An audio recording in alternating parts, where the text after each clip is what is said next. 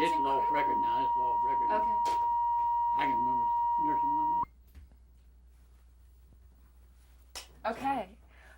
I want you to go back and tell me about the time when you were meeting out in the woods and explain why you were doing it, what made you decide to get together, and why you were doing it in the woods instead of out in the open. And just tell the story from the beginning in your own words. Well, it's a bunch of us old heads. It was Union in our blood. My father worked over to Keywood, what they call a car knocker, over the old shop over there. That was unionized back in the day. And I reckon he got in my blood then. And all. But when we us old people I said us old, I mean us young people, determined to how to find a union, we knew it would dare them to breath it in the city limits. Why not? Because you could fire you and throw your stuff out of the damn mill. Excuse me, I forgot about being that. Anybody that said anything about a union in them days was dead duck. So we would hold our meetings up here on Black Creek. And we wouldn't even light a match up there for fear that they might have spies out looking at us. And we done our continuing meeting and we held our group together, small group. And after we did get to come out in the open, then we come out with a pretty good group. That group stayed together during the Dixie Federation of Labor, and we helped organize. We was organizing it, holding an open meeting for the people of Dwight to come to our meetings.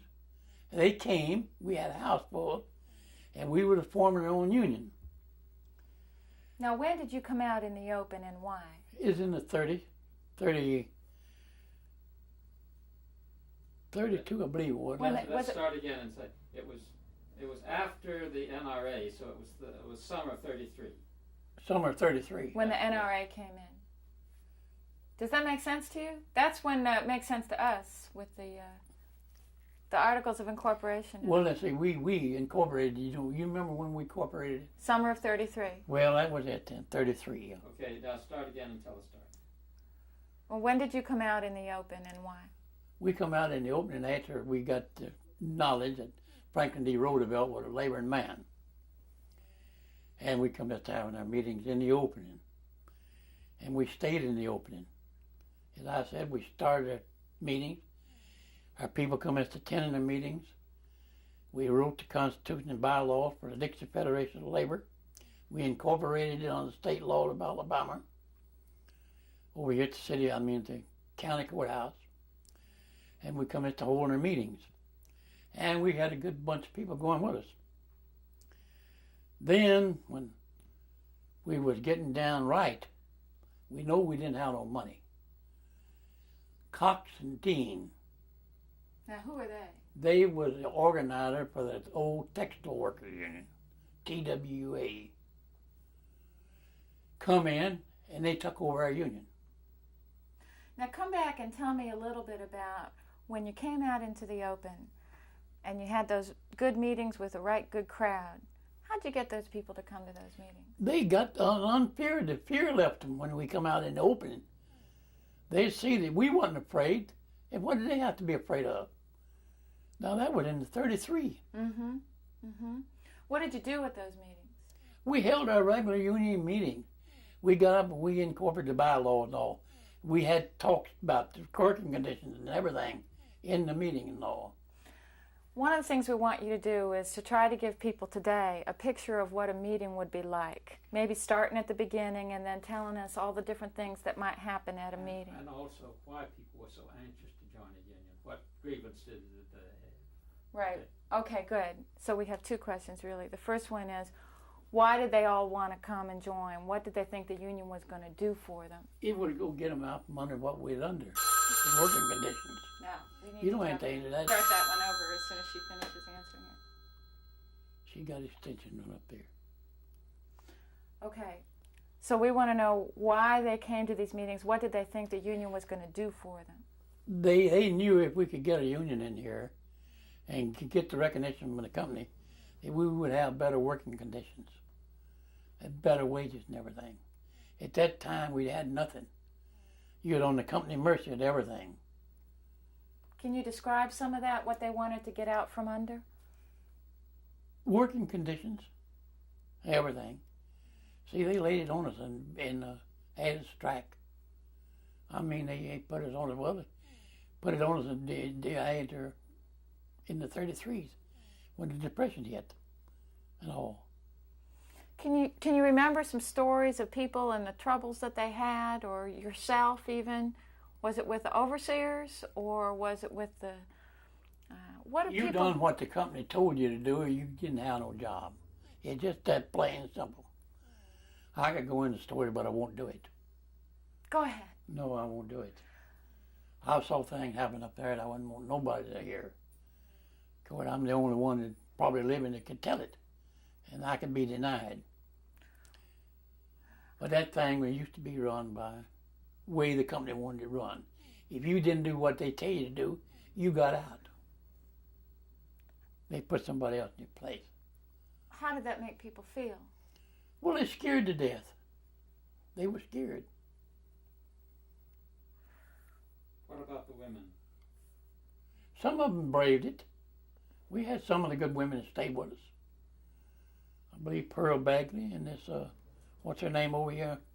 Walnut Park, you went over and talked to Beard and everything. Now, there were some, I remember when I talked to you before, you did tell me some stories.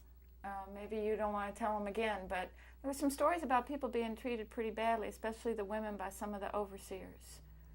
You don't want to tell on record. Well, I think people deserve to know the truth, but it's really up to you. You have to make your own decision. Well, you see, nobody can confirm what I'm saying. Actually, we've heard it from a lot of people. Well, we got lots of people backing you, and if they told you the same thing, I could tell you. No, it was pitiful the way the bosses treated the help up there. The bosses want to go around. If he wanted to date you, you dated them, or you didn't have no job. You had this. He knows about it. He heard the Davison story. You got it in black and white. It was that way practically all over the mill. The bosses would entice the women. If it didn't go with them, it's out. And all. Do you think that was a big reason why people wanted the union? I'm satisfied it was to a partial extent, yeah. Tell me more about these meetings now. Maybe you could describe one for us. Well, when we had our regular meeting down there, we commenced the meeting, our regular meeting, we had our flags. We had the fellow there that opened up the meeting with a prayer, closed it with a prayer. We had general discussion from the floor on working conditions, how they're being treated, what would you like to have done. It was open for discussion amongst all of us in the meetings. And we'd do that every meeting night. How often would you have these kind of meetings? About once a week. About once a week. Something like that. And then when the John Dean and Albert Cox came in, you kept on having meetings? No, they pushed us aside. The Dixie was out. They pushed us aside. They took over. They tried to do with their help what we had started to do, you see. And we had our help on the way. And then they took over, and they made a blunder of it. Let me go back to those meetings again. How did people feel once they went through a meeting like that? I mean, what did the meetings do for the organization? Oh, you mean our your meetings? Yeah, I'm going. Well, they were joyful. They felt revived. They felt somebody like somebody. They could go into an open meeting and come out without anybody getting on them. See. That's great. What was your role?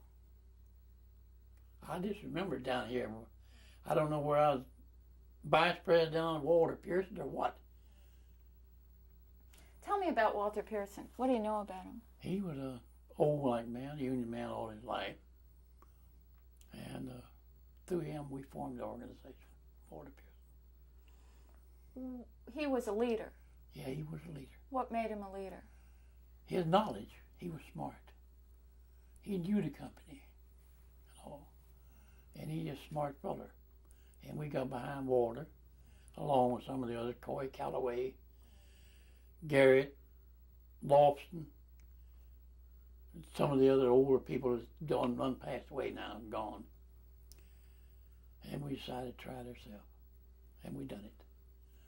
And we was making success out of it until Cox and Dean entered the picture. When they entered the picture, our people swung over to them, some of them did, and stayed with them. After the strike was over, after we got there dealing with Cox and Dean, the strike was over and we was told to get back the best way you can. It very seldom ever heard a union in there. But the old people stayed together all the time. We never left one another. We knew who was who and what was what. And we kept our union going from the 34th until we got a chance to organize it. Okay, let's talk about this strike that you just mentioned, because that's the central story that we're really trying to tell. Maybe do you remember when it got started? I believe it's July 19 and I believe it's July the 11th, 1934. That's right. That's the best of my remembrance now. I know we worked a Wednesday and come out of there, I believe, on Wednesday, July the 11th. Now, do you remember how you heard that there was going to be a strike? Do you remember? Cox and Dean told them. In a big meeting or one at a Yeah, time? he went up to the company, asked for recognition. The company told him no. I'd like to stop just a moment. That took place under Cox and Dean. Right. We did not pull them out. Yeah. But what about was that why the other strike started? We have a newspaper article that says that the reason that you went out that July the 11th or July the 12th or whatever day it was, that Wednesday or Thursday, was because 5 people had been fired. They was fired after Cox and Dean Right. came out. Oh, absolutely.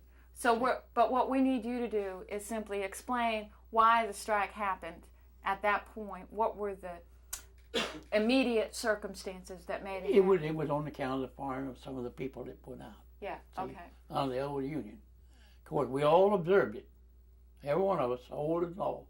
We observed their rights, and we came out and stayed out with them. We didn't want to buck them or nothing like that. We just went ahead and tended our own business and stayed away from them as much as we could. And of course, when it come time to pull picket duty, we was on duty, yeah. And stayed on it probably 11 weeks. How strong was the strike here at Dwight? Nobody went in, nobody went out. Now that's amazing. How do you explain that? We had every gate covered. We had men with baseball bats, sticks. I never seen no gun. Now, he mentioned guns, but I never seen a gun down there. And we had our people. We stayed at that gate day and night, 24 hours a day. Group of us playing rook, pitching horseshoe, stuff like that. But we kept people on the picket line 24 hours a day until the strike was over. Mm-hmm. Was there any violence? Might have been a scrimmage here and there, but I wasn't. I was mostly down here at the Oak Street gate. Then we had the mill gate up there, and we had the office gate. Then we had the old gate around on this side, bell tower gate. Then we had the lake bank gate. We had completely surrounded. But we can surround the thing and kept them out. Now, how did people feel while the strike was going on? Do you remember people's emotions or even yours? Well, on my notion, I know that it's fighting a dead horse, in my opinion. So we tried to preach to some of these people. What they go get into? They wouldn't pay no attention. Went ahead. Of course, there's nothing we can do about it. It's just 400 or 500 of us against over 2,000 others, see. And we had to do the best we could do. What was the spirit on the picket lines? Can you describe Oh, that? everybody was happy. Everybody was happy on the picket line. Even though we had getting nothing, no nourishment and nothing like that. They didn't offer to feed us nothing or nothing. We couldn't pay nobody's bills. All that had to be taken care of. We went back to work and got to work. House and rent was took out on the side and we went back to work. Our light bill was paid up, and Sam was able to pay it, paid it. Sam was able to buy some groceries, bought it. And if I had $2 or $3, I'd get me some flour, buy me a fry or something like that, and cook it and eat it. But it was rough during them days. Rough. You were able to buy groceries down at the store? No, my groceryman cut me off. Oh, tell me about that. We struck on Wednesday night, and I believe it was on Thursday morning. I was just living right across the street from him up here on Hennedale. I went down there and told him, man, I'd like to get a pack of bull and cigarette backer. He said, you want to strike, ain't you? I said, yep. Can't say that. I said, you won't sell me a nickel pack of cigarette backer? Nope, you won't strike. I said, all right. I said, I owe you $3 or $4. I said, I'll bring it back. I'll pay you what I owe you. So Saturday when I drove my payday, Friday when we were down there and got our payday, see, they held back a week, and we had a week and a half pay coming. They paid us. I went down there and paid him. Now, what can I say out of that? Not a damn thing you can sell me. You sold me the last thing you ever going to sell me. And from that day till this day, I never went in the store no more. I'm just that hard-headed. Yeah, that's a great story. So how did people eat? Where did they get their food? Just any way they could get it, honey. Thing was cheap down back them days, cheap, real cheap. As I said, you could buy a fryer for $0.25. You could buy a side of meat for $1. And them, of course, down my sisters and brothers and all like that, we all pitched in, and we eat. We didn't starve to death, but we got by the best we could get by. Except the debts piled up on us. Tell me about what happened when the strike ended. Well, when the strike ended, Cox and Dean told us, go back up there and get your job any way you can get it. And them was the very exact words he quoted to us on the top of that shit out down there. Excuse me, I forgot about that. Toilet, down there where he told us, the strike's over, go back and get your job the best way you can get them. We're through. Then we were notified that the personnel office would be open. And every single person that worked in that mill had to go through the unemployment office. You walked in there, the weave shop, card room, and the weave shops and the cloth room, and every one of the bosses in there. As you went in, Cox used some spinning at you. Bill Ackley, get him out. Who was making those decisions? The overseer of the mills.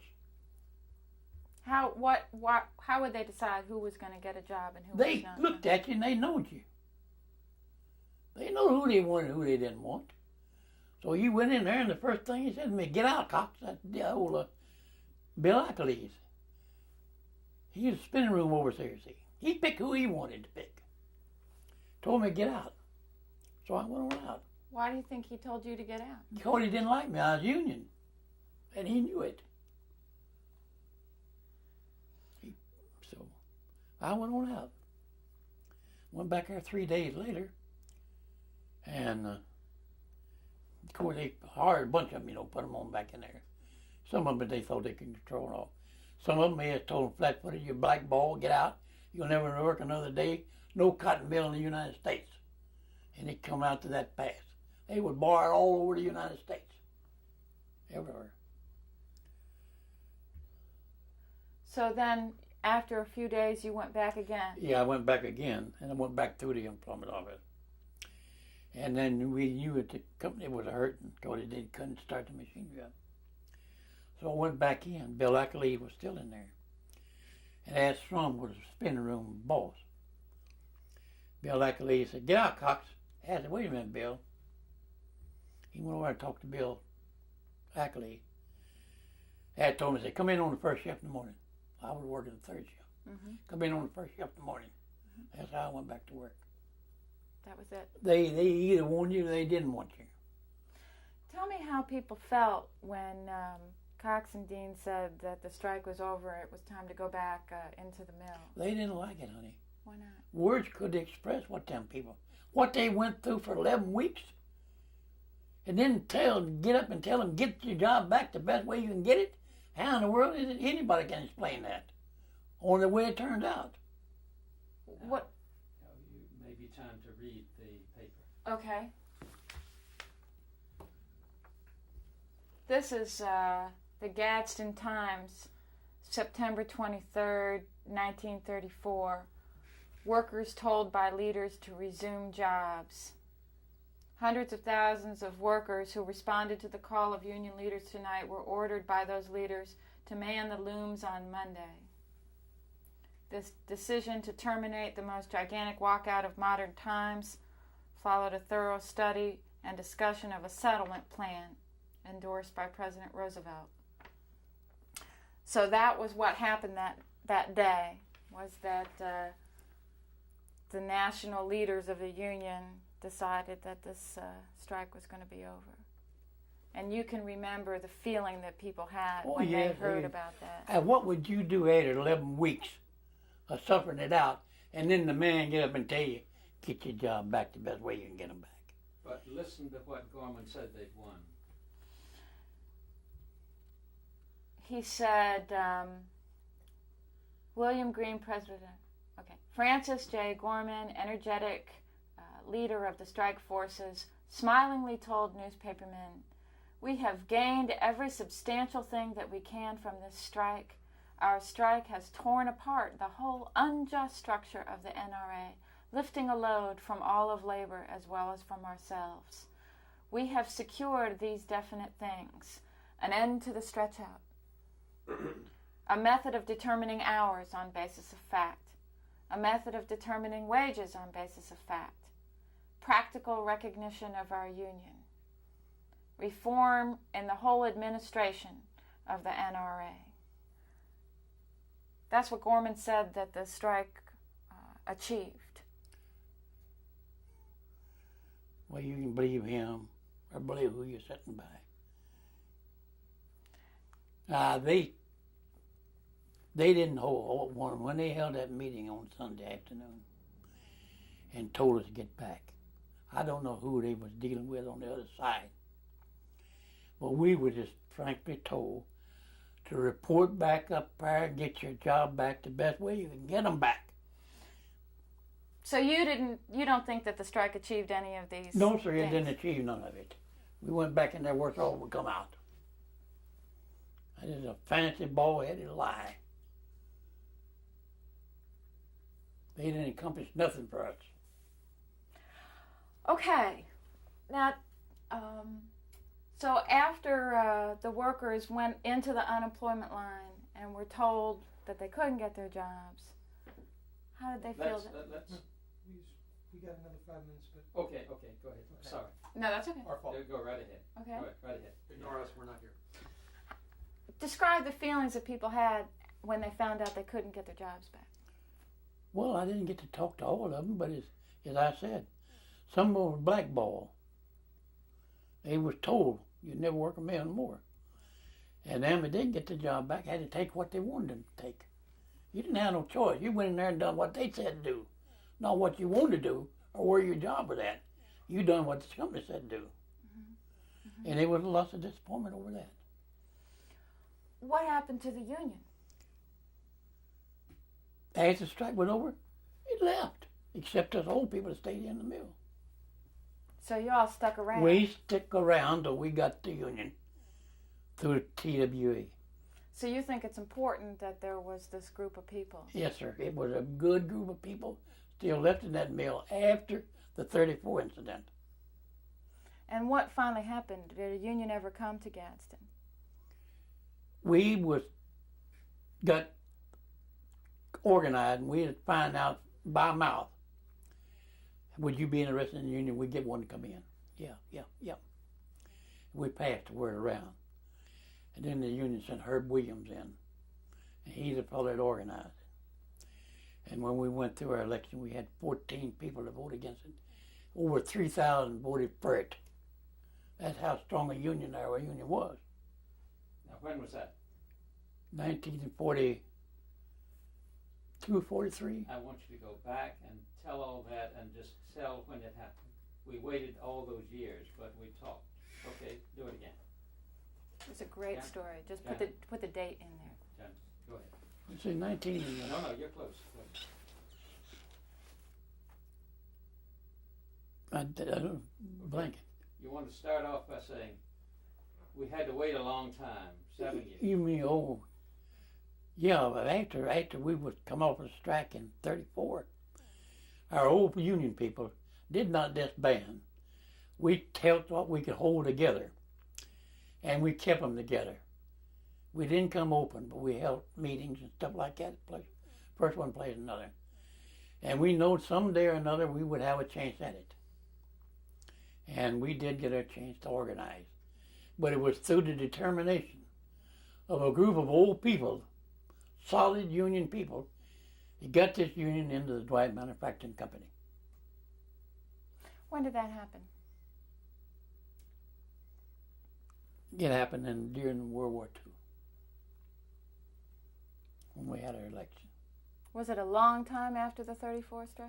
Yeah, it was from 34 to 40 some odd.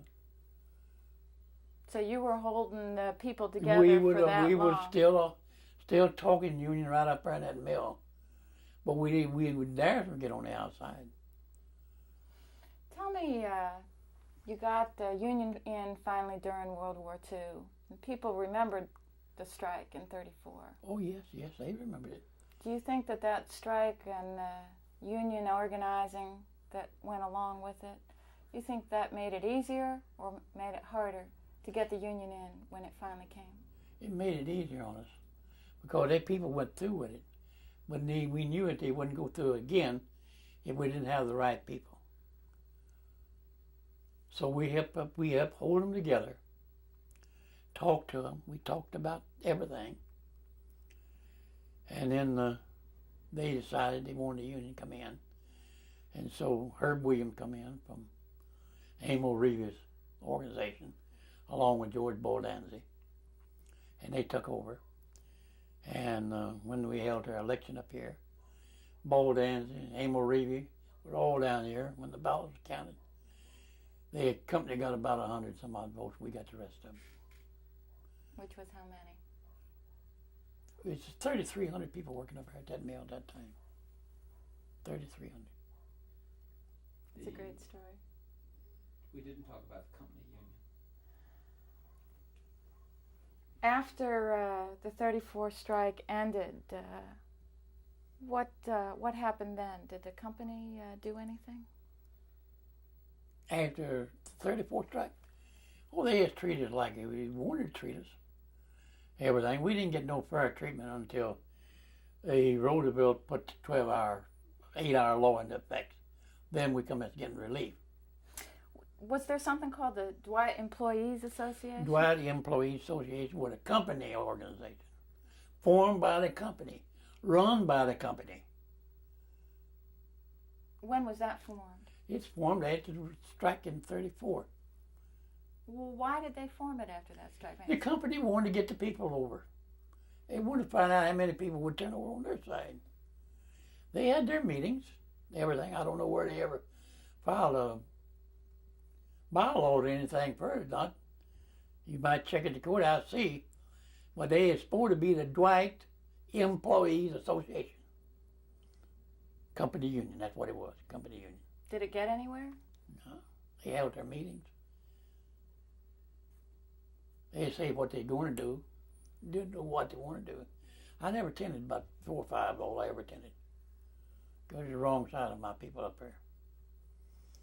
Go in and look a boss in the face and then have to think he's a union member, Dwight employee.